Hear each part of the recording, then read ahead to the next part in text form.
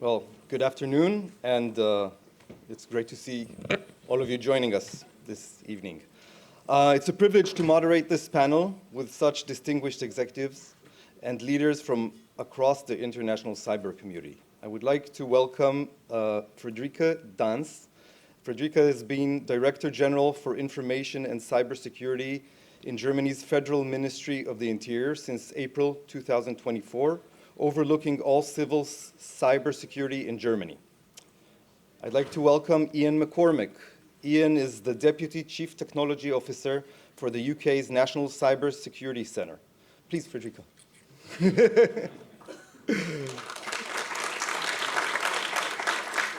And Ian.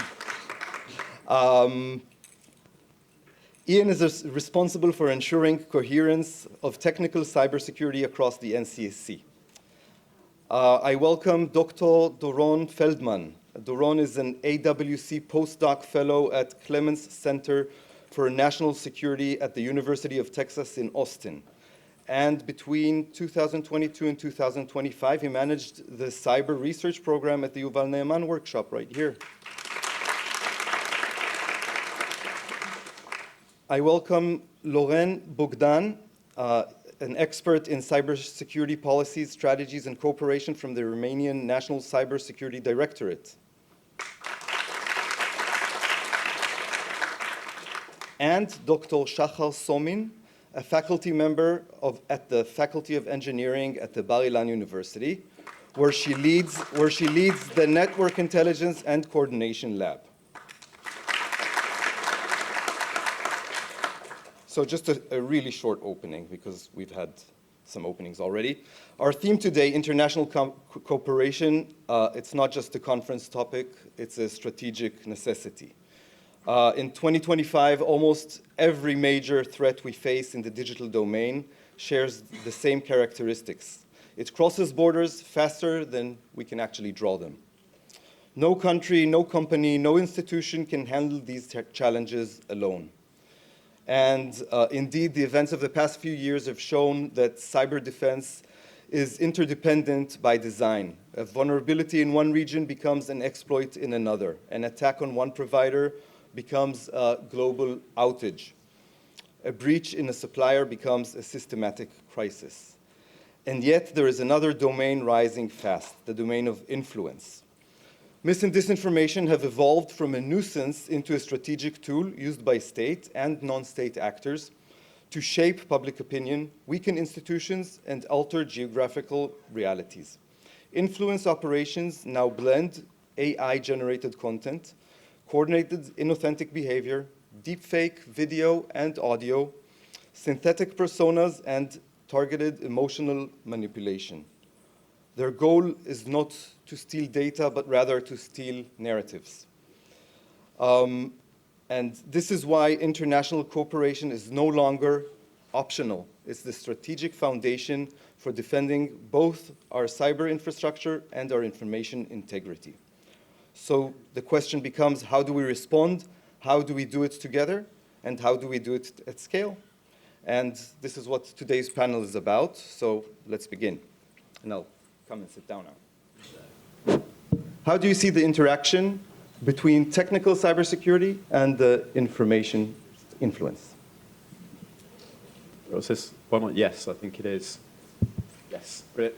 Thank you, everybody, and it's a pleasure and an honour to be here at this really important conference. As Roy said, I'm from the UK's National Cybersecurity Centre.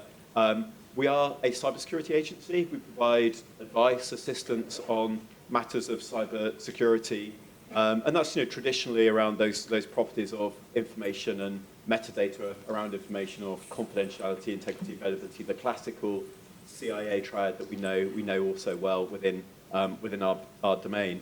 That's where our focus is. Our focus is on cybersecurity. It's important to say from my agency, we don't have a role to determine what's true, what's false, of the meaning of information, but we do have a role around those properties of the security of the information and the metadata itself.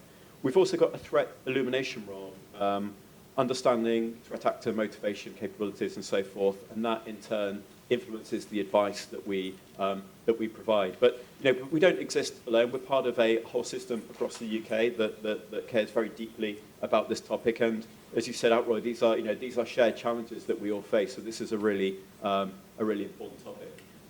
In terms of my role, I'm the Deputy Chief Technology Officer. But prior to this role, I've been in post just over a year. But I was the lead across my agency for the role we played in helping to secure the general election in the UK. So that was a very sort of interesting time for this topic. And whilst, as you'd expect, we were very concerned about the cybersecurity of electoral infrastructure, we also found that we became incredibly exercised with how do we help to ensure the personal cybersecurity of VIPs, of important people, be they politicians or candidates to Parliament. And we also provided technical advice into this broader information domain that's the topic today. So, why are we talking about influence at a cybersecurity conference? I suppose is a question to think about.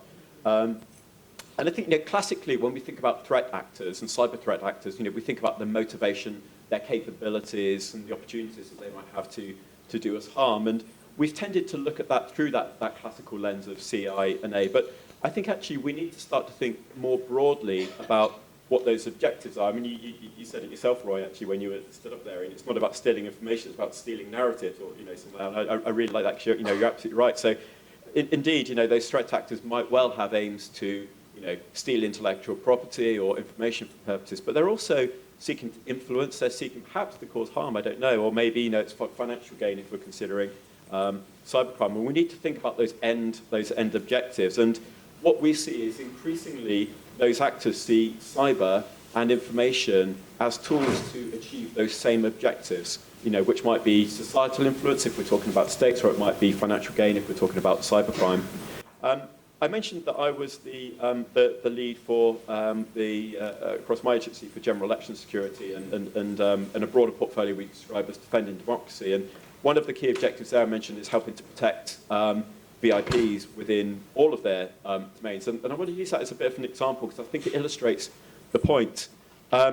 I mean, a couple of attributions that we've made as the UK government. In January of 23, we warned of targeted phishing from Iranian, Russian cyber actors. In December of 23, we attributed a cyber campaign to interfere in UK politics to Russian FSB services. And in March 2024, we described Chinese state-affiliated actors targeting UK democratic institutions and parliamentarians. So, we have, spoke out about this, as an organisation. And this is really important because this is clear targeting of high-profile individuals within that domain, that sphere of democratic discourse, and it really does sort of like link into to all areas of our life and society, and there's real impact here. As part of one of those attributions in 2029, just ahead of the UK general election, trade documents were stolen from the personal email account of a politician. They were leaked online, and then they were used to influence the democratic discourse around that time. So it shows that there is real societal and democratic impact of those kind of cyber attacks. So I hope those examples sort of like go to show a little bit about what's happening there. Thank you, Ian. And I think that our adversaries, they use those cyber and influence seamlessly, and therefore, as defenders, we should do it too. So I like that point. Friederike, what are the international cooperation and diplomacy especially important when it comes to cybersecurity and influence? Well, the short answer would be what you said in your introductory speech, because it's cross-border. It's not limited to the national boundaries. But maybe the longer answer would be with a government perspective that I'm bringing to the panel. I have a background in crisis management. And when you look at international crises and speak to the people who are supposed to be the resilient first responders on the ground, it's not a division by nations, but they are joined by the challenge and the challenge of the disaster that they are facing. And I think in cyber specifically, explicitly, the group that is being targeted by malign cyber attacks has a lot in common. So we're a group of free nations, of diverse nations, of nations that are innovative, and there is more innovation to be found in answering to an international threat when you are a group of free and willing countries and doing this together. And if you don't build these partnerships and try to solve the issue alone, you miss out on all the technical expertise that is built up in other nations, but also on the solutions that sometimes smaller groups, smaller startups, sometimes big think tanks or a government-funded innovation will put forward. If you join discussions, as our US colleague pointed it out so rightly, on CRI or on post-quantum cryptography, we are discussing the exact same issue, right? What's the timetable? Who needs to go first? Who needs to ensure that their networks are safe, that they are up to date, up to running? It's not driven by a national agenda. The national agenda is important to then free the resources and get the priorities right, where to put the always limited funding that you have for these initiatives. But inherently, when you talk about the cyber issue, I think there's only something to be found beneficial in partnerships. And when you join international dialogues, you realize very quickly it doesn't matter what national background somebody has in the discussion to understand each other. It matters for the solution, but not to understand the problem. And that, I think, is a huge advantage when we talk cyber. And I see that a lot with nations that normally when you sit down with them, it takes a lot of time to get comfortable with an issue. In my ministry, you can cover a lot of issues, from migration to countering terrorism, to sports, to many, many different dossiers. But on cyber explicitly, wherever I go in the world, it's always a dialogue driven by a mutual interest in understanding what are my priorities, what am I most attacked with, how do I set up myself. For example, we had a huge election cycle this year. We're going into a huge international election cycle for the next year. Everybody sets up special task forces for cybersecurity. We didn't see this 5 years ago, right? Now we can immediately have a joint discussion on, okay, what resources did you, I can talk to my Romanian colleagues and catch up with them. How did they come up with the decision to say that somebody has been meddling with this election process? I can talk to my head of BSI, my president for cyber and information security, and ask her to free resources to have enough redundancies across Germany if DDoS attacks are being run against us during an election cycle. So this is something that can, cybersecurity and elections is a very good dossier to exchange on internationally, and you see the same structures being built in nearly every nation. Yes, elections are, of course, a big deal for all countries, also more susceptible to influence.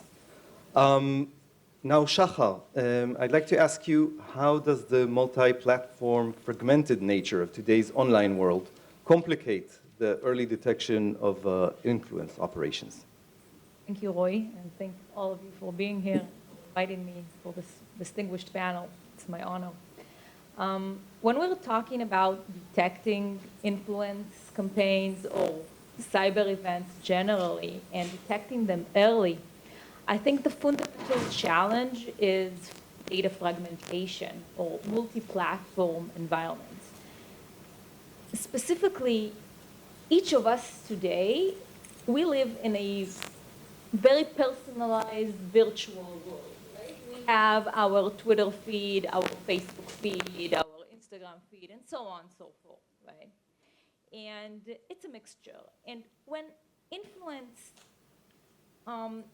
spreads across so many platforms simultaneously, right, at once, then every individual piece might seem normal, right? It might seem actually completely benign, not malicious. A few spikes of posts on Facebook, retweets on Twitter, and so on. You look at every one of them alone, it's not enough to raise suspicion, right? And even in more complex events like cyber activities. You have a terror organization, for example. So it will have one group responsible for recruiting money, another subgroup responsible for recruiting individuals, another one for actually organizing the attack.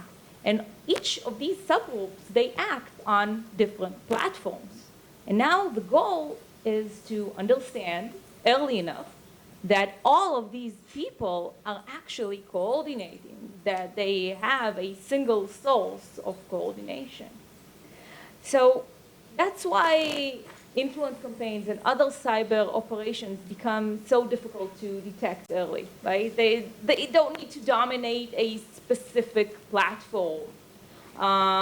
They can succeed simply by seeking these narratives in small subspaces, okay? So basically fragmentation of the information system is not just a technical detail anymore. It's a strategic advantage of our enemies, in a sense, of these bad actors, right? They are using our blind spots. So this actually allows information campaigns and influence to remain hidden until the impact is already felt by the society. So the main take from this is that we have two options. One is to wait until there's enough information in a single platform, and then we can detect it. But the other solution will be to design algorithms that are able to detect patterns across different platforms, right? And detect them much earlier than before. So obviously, the fusion of information can be very effective in that sense. Now, Doron, during your stay in Taiwan, how would you describe your overall experience, and can you outline the focus of your research and the main objectives that you aimed to achieve? So thank you very much for being here this late hour in the evening.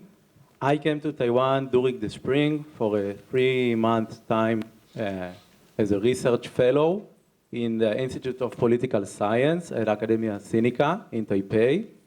And I would say that when I first arrived in Taiwan, I immediately felt very safe, very secure, something that was for me personally was very important due to the growing anti-Semitism and anti-Israeli sentiments around the world.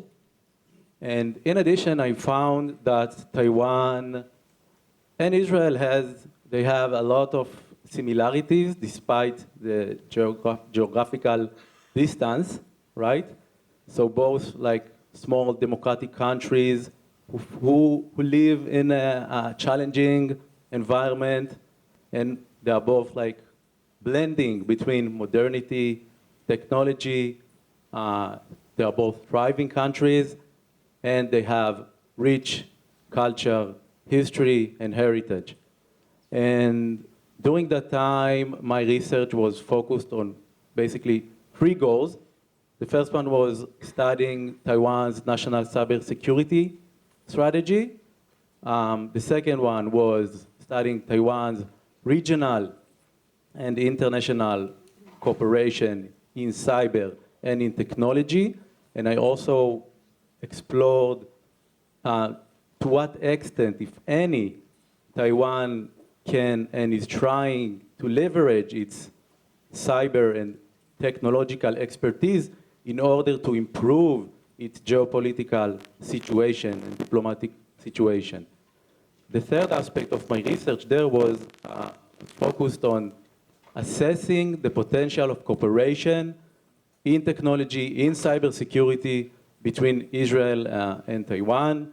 And for instance, some of my insights from my research was that I saw that Taiwan's recently published new cybersecurity strategy, which tried to demonstrate the shift from reactive response to cybersecurity threats to a more, I would say, proactive approach that tries to foresee and prevent the cyber threats before they are emerged?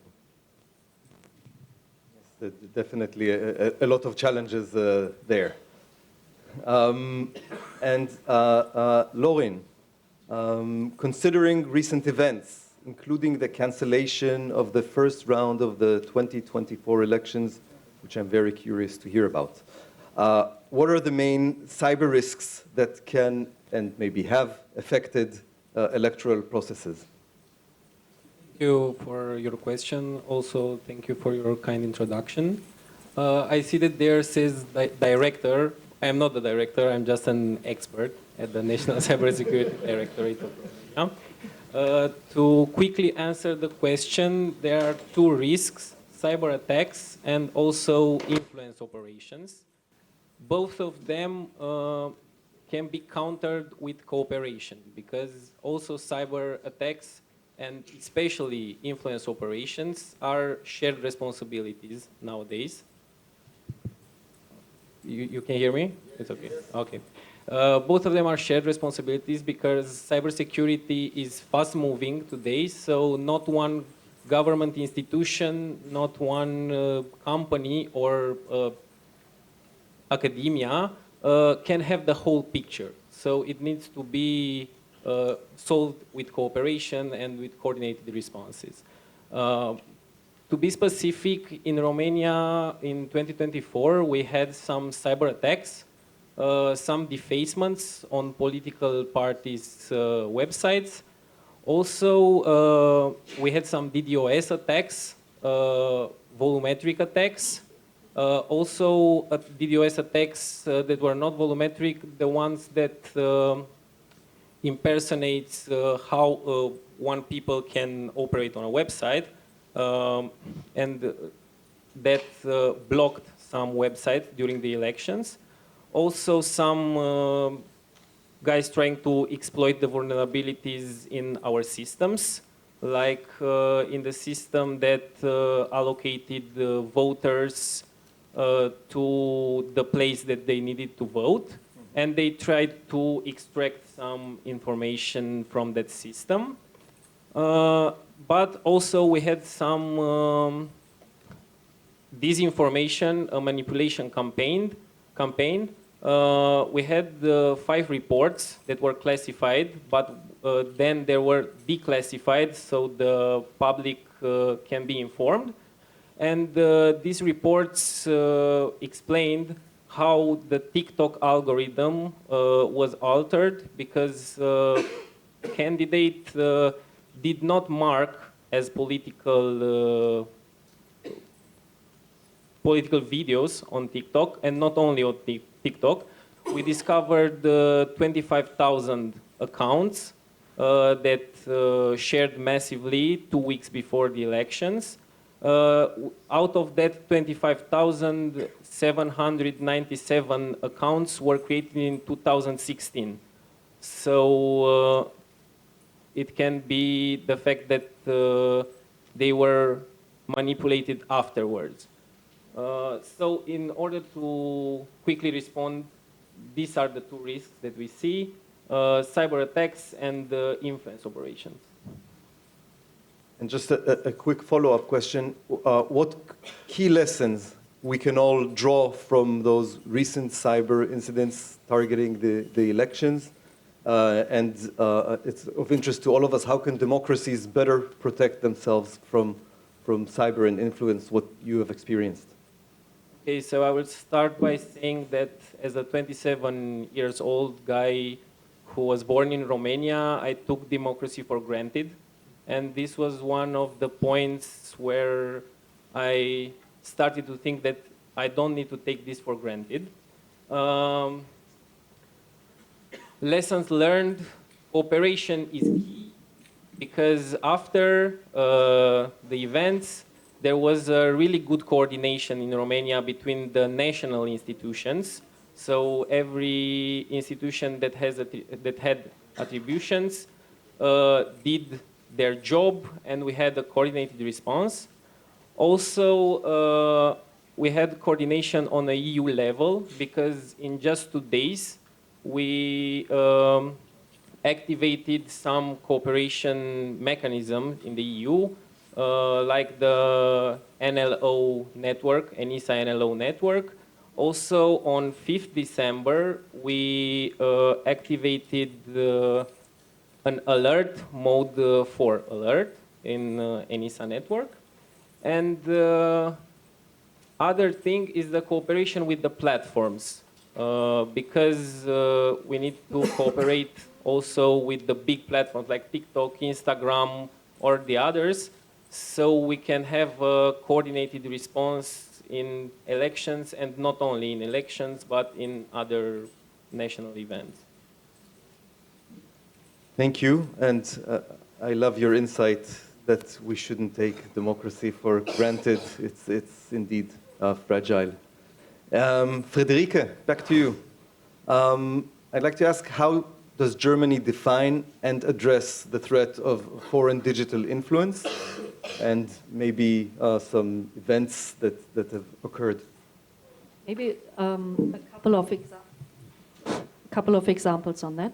So one is, of course, fighting cybercrime, because cybercrime more and more is blurred, being disguised as something that is a criminal activity, but that is actually ordered and catered for by a foreign power. So what we are doing, and we have invested heavily in that, is taking down what we call the underground economy. So we hit in 2021 with Emoted, a big botnet. We hit just 10 days ago the world's largest crypto mixer that was transferring billions of monies around its network used for money laundering. And this is always an international effort. So Germany reaches out to partners, or partners reach out to us, and then law enforcement agencies do this jointly. That's why we highly appreciate the counter-ransomware initiative that the United States formed and is continuously forming, because the hosts of these servers and routers, they are always international actors, and they are not based in one nation only, so we need to take them down simultaneously in many, many countries.